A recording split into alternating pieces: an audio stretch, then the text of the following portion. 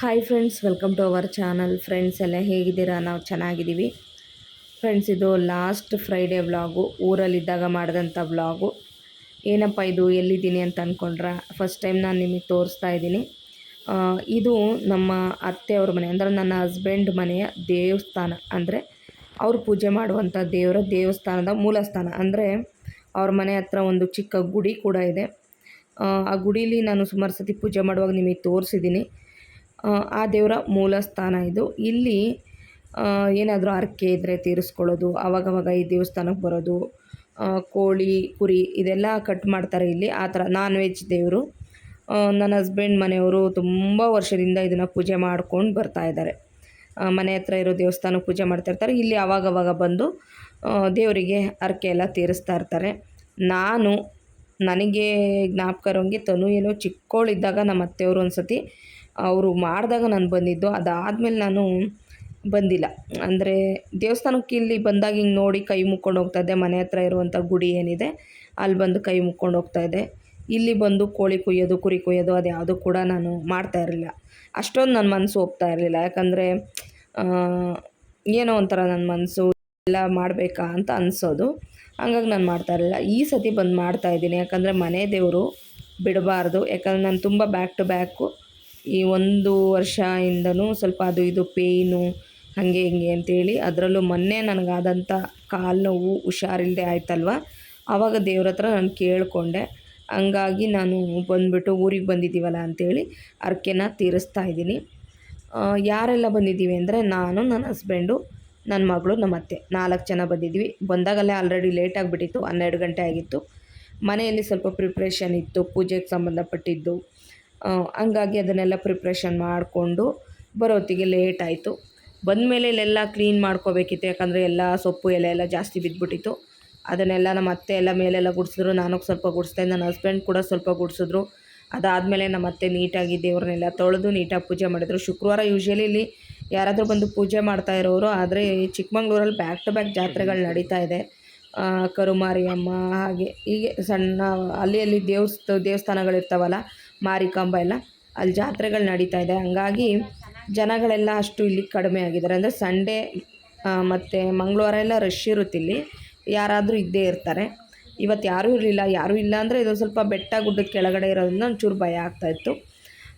ಈಗ ನಮ್ಮ ಅತ್ತೆ ಎಲ್ಲ ಬಂದು ನೀಟಾಗಿ, ಅವ್ರಿಗೆ ಅಭ್ಯಾಸ ಎಲ್ಲ ಇದೆ ಚೆನ್ನಾಗಿ, ದೇವ್ರನ್ನೆಲ್ಲ ತೊಳೆದು ದೇವರಿಗೆ ಪೂಜೆ ಎಲ್ಲ ಮಾಡಿದ್ದಾರೆ. ಹೂವು ಎಲ್ಲ ಇಟ್ಬಿಟ್ಟು ಪೂಜೆ ಮಾಡಿದ್ದಾರೆ. ಅದಾದಮೇಲೆ ಈಗ ದೇವರಿಗೆ ಕೋಳಿಗಳನ್ನ ಕೂಡ ಅಂದರೆ ಕೋಳಿನ ಕುಯ್ತೀವಿ ದೇವರಿಗೆ. ಹಂಗಾಗಿ ಅದೊಂದು ಮಾಡ್ತಾಯಿದ್ದಾರೆ. ಪ್ರೋಸೆಸ್ ಏನಿದೆ ಅದನ್ನು ಮಾಡ್ತಾಯಿದ್ದಾರೆ. ನಾನು ಇದುವರೆಗೂ ಮಾಡಿಲ್ಲ ಇದನ್ನೆಲ್ಲ. ಇದೇ ಫಸ್ಟು ನಾನು ಇಲ್ಲಿ ಬಂದು ಈ ಥರ ಕೋಳಿ ಕುಯ್ತಾ ಇರೋದು. ನೋಡೋಣ ಮುಂದೆ ನಮ್ಮ ದೇವರು ನಮಗೆ ಒಳ್ಳೇದು ಮಾಡುತ್ತೆ ಅನ್ನೋ ಒಂದು ನಂಬಿಕೆಯಿಂದ ಮಾಡ್ತಾಯಿದ್ದೀವಿ.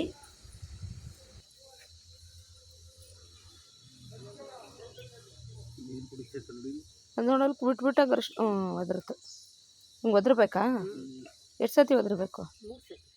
ಅದು 3 ಸತಿ ಒದ್ರತಾ? ಆಯಿತಾ? 4 ಸತಿ ಒದ್ರತದ ಇನ್ನೊಂದು ಸತಿ.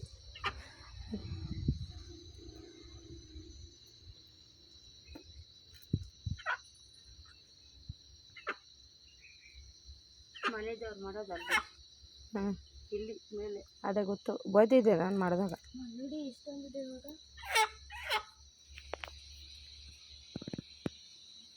ಚಿಟ್ಟೆ ಪಾರ್ಕ್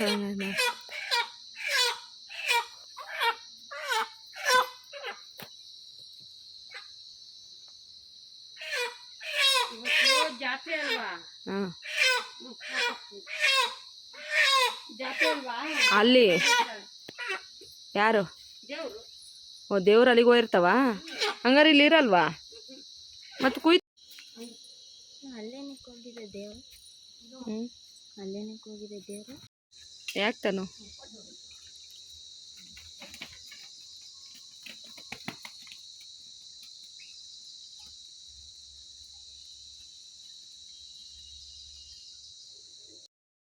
ಫ್ರೆಂಡ್ಸ್ ಎಲ್ಲ ಅಡುಗೆ ಎಲ್ಲ ಮಾಡಿದ್ವಿ. ಮಾಡಾದ್ಮೇಲೆ ಒಂದು 20 ಜನ ಆದರು ಊಟಕ್ಕೆ. ಸ್ವಲ್ಪ ರಿಲೇಟಿವ್ಸು, ಫ್ರೆಂಡ್ಸು ಬಂದು ಊಟ ಮಾಡೋದ್ರು.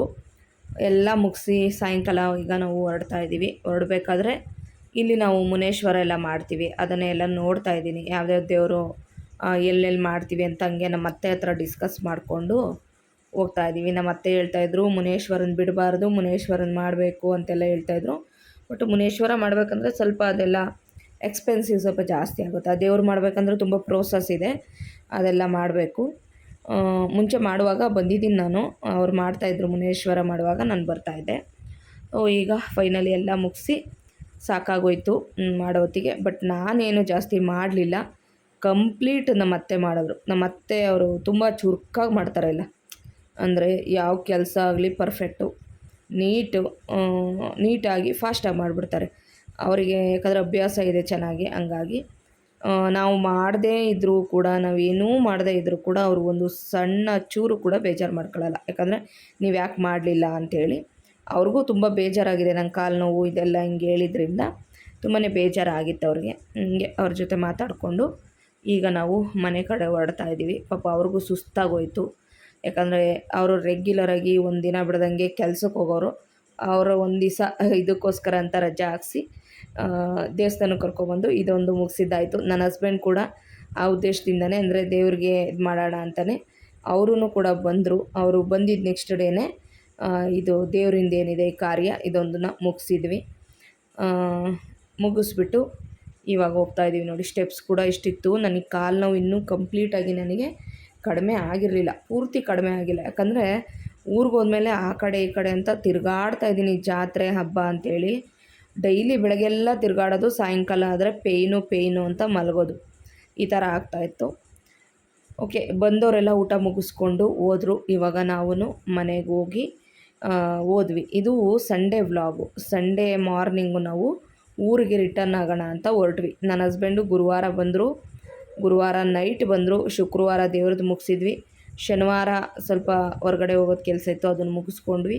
ಭಾನುವಾರ ಬೆಳಗ್ಗೆ ಎಲ್ಲ ಪ್ಯಾಕ್ ಮಾಡಿಕೊಂಡು ಅಮ್ಮನ ಮನೆಯಿಂದ ಸಿಟಿಗೆ ಬಂದ್ವಿ, ಅಂದರೆ ಊರಿಗೆ ಹೋಗೋಣ ಅಂತಲೇ ಬಂದ್ವಿ. ಅಷ್ಟರಲ್ಲಿ ಅವ್ರ ಅಮ್ಮ ಕೂಡ ರಜೆ ಇತ್ತು ಕೆಲಸ ಅಂತ ಹೇಳಿದರು. ಅಮ್ಮನ ಮಾತಾಡಿಸ್ಕೊಂಡು ಹೇಳೋಗೋಣ ಅಂದು. ಆಮೇಲೆ ಅವರಮ್ಮ ಮೀನು ಸಾರು ಮಾಡ್ತೀನಿ ಅಂತ ಅಂದರು. ಯಾಕಂದರೆ ನನ್ನ ಹಸ್ಬೆಂಡ್ಗೆ ಅವರಮ್ಮ ಮಾಡೋ ಮೀನು ಸಾರು ಸಖತ್ ಇಷ್ಟ. ಆಮೇಲೆ ಗಾಡಿದು ಸ್ವಲ್ಪ ಕೆಲಸ ಇತ್ತು ನನ್ನ ಹಸ್ಬೆಂಡ್ದು, ಅದನ್ನು ಮುಗಿಸ್ಕೋಬೇಕು ಅಂತ ಹೇಳಿದ್ರು.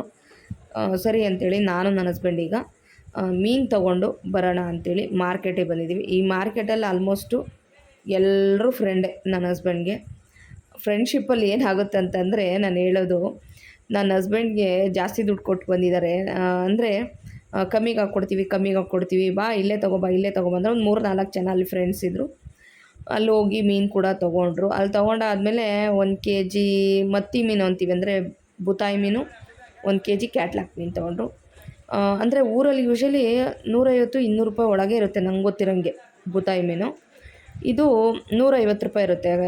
ಕ್ಯಾಟ್ಲಾಕ್ ಮೀನು 140-150 ರೂಪಾಯಿ ಇರುತ್ತೆ. ಯಾಕಂದರೆ ಮಂಗಳೂರು ಹತ್ರ ಅಲ್ವಾ, ನಮಗೆ ಕಡಿಮೆ ರೇಟಲ್ಲಿ, ಬೆಂಗಳೂರಿಗಿಂತ ಕಡಿಮೆ ಇರುತ್ತೆ. ಬಟ್ ನನ್ನ ಹಸ್ಬೆಂಡ್ ಮಾತಾಡ್ತಾ ಫ್ರೆಂಡ್ಶಿಪ್ ಅನ್ನೋ ದಾಕ್ಷಾಣದಲ್ಲಿ ಏನು ಮಾಡಿದರು, ಅವ್ರು ಹೇಳಿದಷ್ಟೇ ಕೊಟ್ಟಿದ್ದಾರೆ. ನಮ್ಮ ಅತ್ತೆ ಮನೆಗೆ ಹೋಗಿ ಇಷ್ಟಿಷ್ಟು ಅಂತ ಹೇಳಿದಾಗ ಬೈದರು, ಏನಕ್ಕೆ ಅಷ್ಟಕ್ಕೊಂದು ಕೊಟ್ಟು ಬಂದರೆ, ಅಷ್ಟೊಂದು ರೇಟ್ ಇದೆಯಾ ಹಂಗೆ ಹಿಂಗೆ ಅಂತೇಳಿ ನನ್ನ ಹಸ್ಬೆಂಡ್ ಬೈಸ್ಕೊಂಡ್ರು. ಹಂಗೆ ಫ್ರೆಂಡ್ಶಿಪ್ಪಲ್ಲಿ ಕಡಿಮೆಗೆ ಹಾಕ್ಕೊಡ್ತಾರೆ ಅಂತ ನಾವು ಅಂದ್ಕೋತೀವಿ, ಬಟ್ ಅವರು ಸ್ವಲ್ಪ ಜಾಸ್ತಿನೇ ಹಾಕಿ ಅಮರ್ಸ್ ಕಳಿಸಿರ್ತಾರೆ.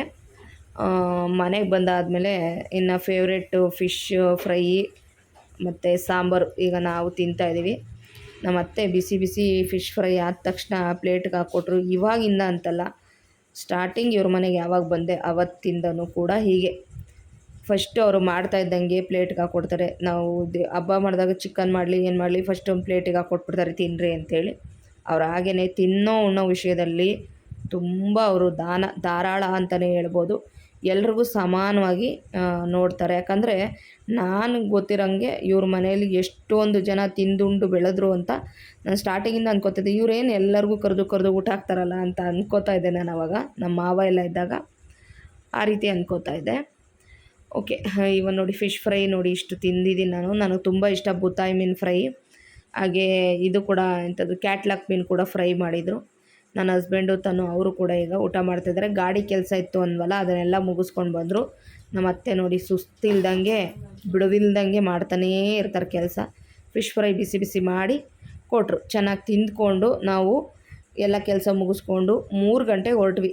ಅಂದರೆ ಬೆಂಗಳೂರಿಗೆ ರಿಟರ್ನು ನಾವು 3 ಗಂಟೆಗೆ ಹೊರಟ್ವಿ. ಹಾಗೆ ಆನ್ ದ ವೇಯಲ್ಲಿ ಇವಾಗ ಒಂದು ಹಂಗೆ ವೀಡಿಯೋ ಕ್ಲಿಪ್ ತೆಗೆದೆ. ಫ್ರೆಂಡ್ಸ್, ಈ ಸಲ 12-13 ದಿನ ಊರಲ್ಲಿದ್ವಿ.